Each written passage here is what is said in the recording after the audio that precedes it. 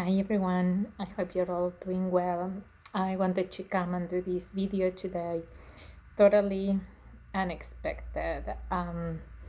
Is about a meditation that I did this morning and the visions that I received and the message that needed to be shared. So I was shown some things in meditation and I was told to share the information. So here I am. I don't really know how this is gonna go, but it's been ages since I've done videos here on YouTube. So, all right, well, let's just get straight into it. As you may or may not know, this channel, my videos are usually about spiritual topics and also my other social media accounts, Instagram and YouTube, and I have my Facebook group where I do healings and spiritual guidance. I share a bit more of also different type of spiritual topics on my Instagram, and I haven't really been doing videos here for a while, but really most of my work at the moment is focused on healing work and spiritual coaching, spiritual guidance. But this morning I did a meditation. I was meditating for, I don't know, half an hour, 1 hour, whatever, with nothing in my mind, just really centering and focusing on myself, my path, what I'm doing. No agenda, nothing in mind in particular. I wasn't seeking information or looking for any answers. But my mind started to go about everything that is going on in the world, that I believe is going on in the world. So I don't subscribe to a lot of the fear and panic and doom and gloom that is out there. What I really feel in my heart that is going on at the moment is actually really powerful. I can see the awakening. I can see what's to come. I'm very, in my heart, very at peace with what's going on. Of course, I do have my parents that are quite older, that live in South America. The situation for them, their current reality is very different to mine. They are holding a lot of fear in their system. They are getting the stuff in the arm that I can't really say the word. They've already got their first beat, and they're waiting to get their second. To, you know what I'm saying, they're waiting for their second appointment for that. And in the middle, they are also getting protection against the seasonal flu. And that's their reality, and it's not mine. So in my world, I'm really optimistic and hopeful, and I know, and I've seen it, that things are going to change for the better very, very soon. So I don't know why my consciousness went to examine or wanted to show me more stuff about the world. And really the message that I received is to do with the way in which there's so much discussion at the moment about what you are putting in the body. Are you going for the experiment or not?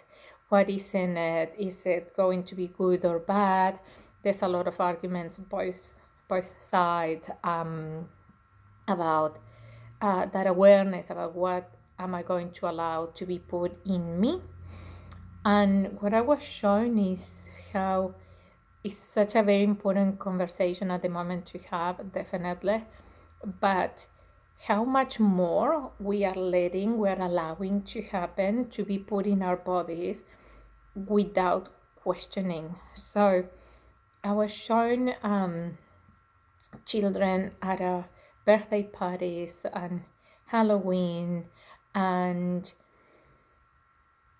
Easter, and it's all about chocolates and candies and lollies and sugar, and how from the moment really they are born, it's like rewarding good behavior with an ice cream, and it's all, I was shown how those are layers and layers and layers and layers of programming that are such a big part of our culture that we don't even question it, and those are poisons, like the white poison, our sugar, our flour, our salt, and all those other things.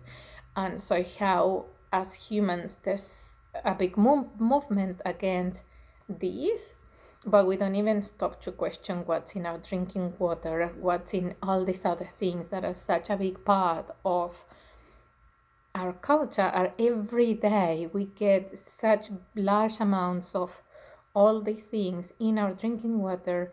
We inhale it in the steam in the shower. We use the drinking water that is actually contaminated for cooking, and on top of that then we numb our senses with sugar. And a big point was made in my meditation around sugar in particular, because the way I was shown, the way the information was shown to me was how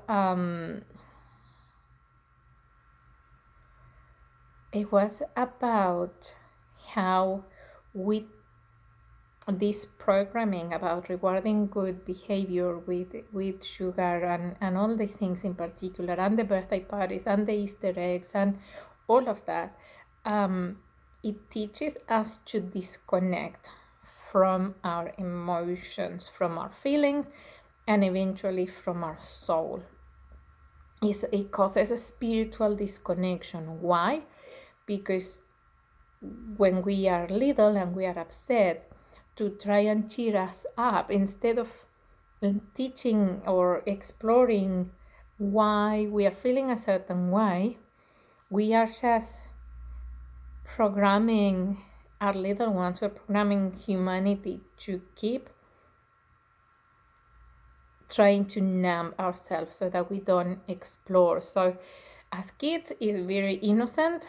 We don't even realize we are doing it. We are, we see someone upset and they say, oh no, I don't know, let's go for an ice cream, let's go, have a lolly, have a candy, we're celebrating something important. Go fill yourself up with sugar, it's gonna make you feel great. And so we are not allowing our system to process frustration. We just cover it up. This is teaching us unconsciously, because obviously no parent does it consciously. I certainly don't. But it's teaching us to not deal with our problems. So what starts as the programming starts with children, just, without even thinking about it. I'm now even hearing that milk has a similar effect. The sugars in milk, maybe natural occurring sugar, I don't know, I'm hearing sugars in milk. And the problem with it is that as we grow up, then I don't know, if a friend is upset or whatever, we I don't know, invite them for coffee and cake, or let's go for an ice cream and talk about it. So again, we are escaping the feelings, we're escaping, we're numbing, we're trying to put a layer between what we're feeling because we don't like the discomfort of those emotions. But by doing that, we miss the opportunity to go deep within ourselves. We lose the opportunity to explore really what's up with us, and in turn then we start disconnecting. So what I was also seeing in my meditation was how a lot of food cravings and that anxious eating that sometimes we do when we are going through a difficult time and we just stuff our face with food, or we need to, I don't know, sit down and prepare a big project and it's making us anxious, and it brings up a lot of doubt and yucky feelings. So we sit in front of the computer, we're about to get started, and then we get up, or I do at least, and go reach for the junk food, right? So all of that are actually opportunities for us to deepen our connection to source, to deepen our connection to the higher realms, and we sabotage them with the food. So that